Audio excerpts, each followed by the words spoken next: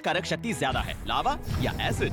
इस सवाल का जवाब जानने के लिए आज हम इन दोनों के बीच मुकाबला करवाएंगे, जिसके लिए हम इन्हें इन 7 चीजों पर डालकर देखेंगे, जैसे ये टर्की लेग, एक आईपैड, बर्फ की सिल्लियां, कुछ खिलौने, एक बेसबॉल बैट, एक डायमंड और आखिर में एक फंक्शनिंग कार। तो इसे सही से करने के लिए मैंने YouTube के जाने माने केमिकल रिएक्शन एक्सपर्ट को बुलाया है, और अब ये तैयार है, जिसकी आवाज एक हाई स्कूल केमिस्ट्री टीचर की तरह मक्खन जैसी है।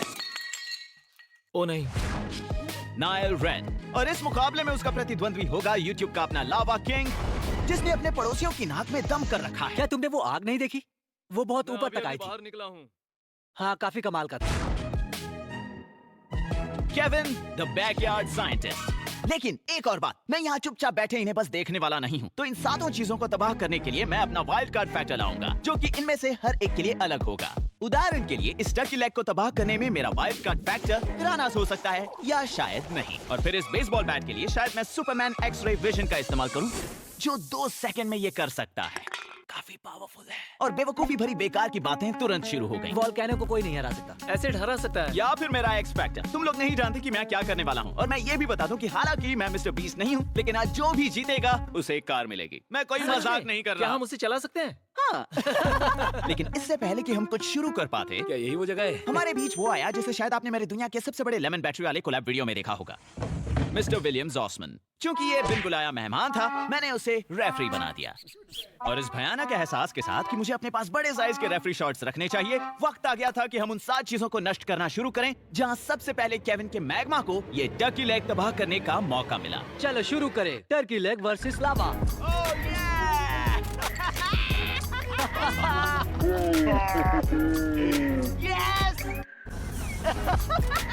उसे कुछ ज्यादा ही मजा आ रहा है। मैंने सोचा नहीं था कि लावा इतना ज्यादा उड़ेगा। इसके ठंडा होने के बाद हमने क्रूसिबल को तोड़कर इसके अंदर का हाल देखा।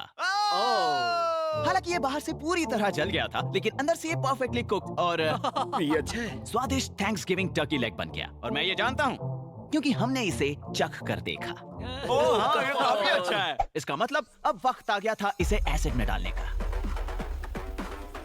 वैसे देखा जाए तो हमें इस परिणाम से आश्चर्यचकित नहीं होना चाहिए, क्योंकि हमारे पेट में भी एसिड खाने का यही हाल करता है। लेकिन थोड़ा वक्त दिए जाने पर ये भयानक रूप से एफिशिएंट था। दोस्तों, यहाँ इस टर्की लेग के बारे में क्या कहना चाहोगे? ये नीचे से साफ और ऊपर से काला क्यों है? ये काला पदार्थ ही तो टर्की लेग है।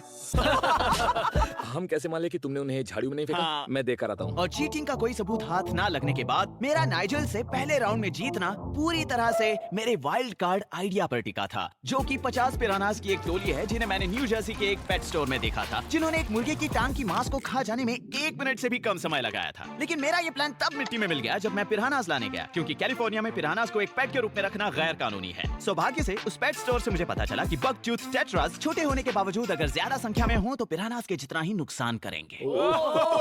नामुमकिन। जल्दी। हालांकि उसे अंदर डालते ही इन मछलियों ने उसे खाना शुरू कर दिया था। बाहर निकालने के बाद इस पर कुछ खास नुकसान नहीं दिखा, जो सिर्फ मेरे ही नहीं बल्कि कैलिफोर्निया के लिए भी एक निराशाजनक बात है। तुम्हें याद है शुरुआत में तुमने कहा था जो बचेगा उसे तुम खाओगे? मैंने ऐसा बिल्कुल नहीं कहा था। इसी के साथ एसिड को मिला 1 पॉइंट और हम गए अगले राउंड में इस आईपैड को तबाह करने। केविन और उसका लावा जीत के भूखे थे, और उनकी ये भूख और भी बढ़ गई जब उन्होंने उस आईपैड पर एक 3rd क्लास YouTube वीडियो देखा। सीधे मेरे मुंह पर। Sorry will.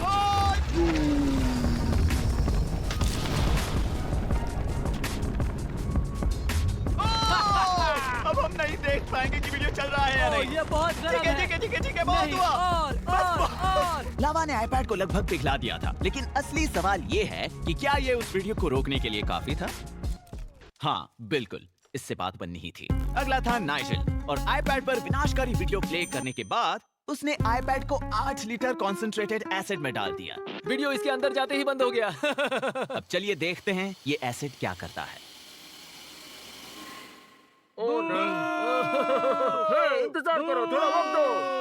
और आईपैड को इस एसिड में 1 घंटे तक रखने के बावजूद कुछ रासायनिक प्रतिक्रियाओं की वजह से एसिड का रंग बदलने के अलावा ज्यादा कुछ नहीं हुआ। और ये इस बात को खारिज करने का एक बहुत ही अच्छा मौका है कि ऐसे एसिड्स होते हैं जो धातुओं को तुरंत डिसॉल्व कर सकते हैं। और अब आप कहेंगे रुको मार्क, मैंने तो ऑनलाइन ऐसे कई वीडियोस देखे हैं जहां एक मेटल का चम्मच एसिड में तुरंत डिसॉल्व हो जाता है। हालांकि उसके बाद वो उस वीडियो में अपने हाथ को एसिड में सुरक्षित रूप से डुबा पा रहा था, क्योंकि वो एसिड था ही नहीं, ये पानी के साथ मिक्स किया गया माउंटेन ड्यू है और वो चम्मच असल में गैलियम से बना है जो गुनगुने पानी में भी पिघल जाता है। कुछ एसिड्स कुछ मेटल्स को डिसॉल्व कर सकते हैं, लेकिन ये एक ऐसी प्रक्रिया है जिसमें इस तरह के बड़े मेटल के टुकड़ों के लिए कई घंटे लगते हैं। तो नाइजल की असफल कोशिश के बाद अब बारी थी मेरे वाइल्ड कार्ड की। आमतौर पर इससे टेनिस बॉल्स फायर होते हैं, आज हम गोल्फ बॉल्स फायर करेंगे 200 मील प्रति घंटे की रफ्तार पर। मैं उसे पकड़ सकता हूँ। मुझे अपनी विनाशकारी क्षमताओं पर पूरा विश्वास है, लेकिन देखते हैं कि मेरा निशाना कैसा है।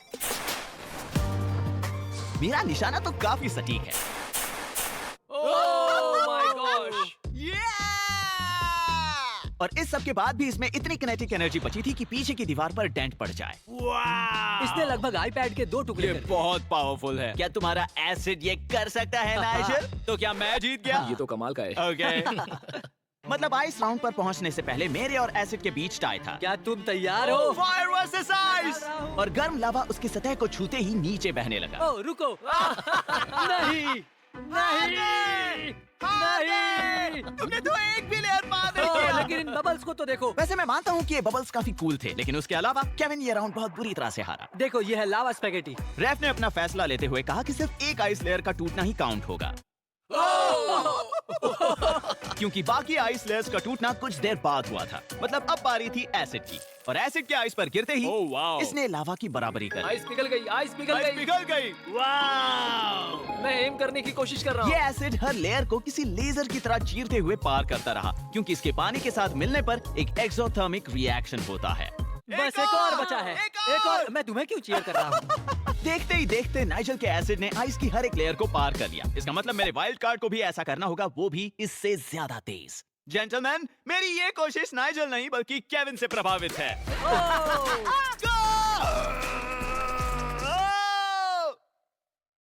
लगता है इससे कुछ नहीं हुआ। वाह, तुमने इसे पानी पानी कर दिया। ठीक है, एक अच्छे इंजीनियर के पास हमेशा एक बैकअप प्लान होता है। एक्मी कॉर्पोरेशन से एक बहुत ही सही वक्त पर डिलीवरी के मिलने पर ना सिर्फ मेरी आइस की लेयर्स टूटी, बल्कि नाइजल की भी मदद हो गई। तुमने मेरा भी तोड़ दिया। टेक्निकल फाउल नहीं, ये एक रेगुलर फाउल था। लेकिन क्योंकि हमारे रेफरी को पैसे खिलाए गए थे, फ्लेम थ्रोवर, ना कि फ्लेम थ्रोवर और एनविल। सब खराब कर रहे हो विल। जीत नाइजल की हुई, यानी अब एसिड वापस पहले स्थान पर है हमारे अगले मुकाबले से पहले। और इसे देखकर मुझे टॉय स्टोरी मूवीज की याद आ गई। 3, 2, 1। इसका मतलब कि केविन बैकयार्ड सिड है। वो ये तो सीधे स्कूल की तरफ जा रहा है। ओह नो, स्कूल तो गया। वो बेचारा स्ट्रेच। फिर मैंने इस शहर के लोगों को बचाने की कोशिश की। मैं बचाता हूँ। मैं हूँ एक हीरो, लेकिन बदकिस्मती से थोड़ी ओह स्ट्रेच। ज्यादा ही देर हो गई। मुझे नहीं लगता अब हम इससे खेल पाएंगे। हमने फिर से पहले की तरह खिलौने बिछाए और ऐसा लग रहा था कि इनका आज का दिन ही खराब है। मैं शुरुआत करूंगा सल्फ्यूरिक एसिड से। क्योंकि मौसम विभाग ने बताया कि आज एसिड रेन होगी। ओके, इसके बाद लाल हो गए। और कई सारे एसिड्स के मिलने के बाद इस शहर के लोगों को सच कहूं तो कुछ खास फर्क नहीं पड़ा। रुको, स्ट्रेच के बाल फिर से येलो हो गए। और प्लास्टिक का एसिड के साथ प्रतिक्रिया ना करना समझ में भी आता है, क्योंकि पॉलीमर्स के केमिकल स्ट्रक्चर्स बहुत ही स्टेबल होते हैं, इसलिए एसिड उन्हें तोड़ नहीं सकता। यही कारण है कि ना सिर्फ इन्हें डिग्रेड होने में इतना ज्यादा वक्त लगता है, बल्कि इनका इस्तेमाल ज्यादातर एसिड स्टोर करने में भी किया जाता है। तो उस बोरिंग परिणाम के विपरीत अब समय था मार्क रोबर के वाइल्ड कार्ड का, जो कि है एक 2 टन का स्टीम रोलर।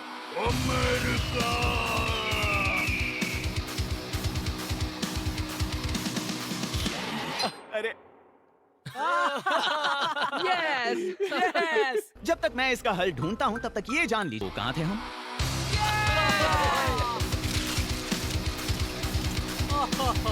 ये हमारे सारे नियमों के खिलाफ है।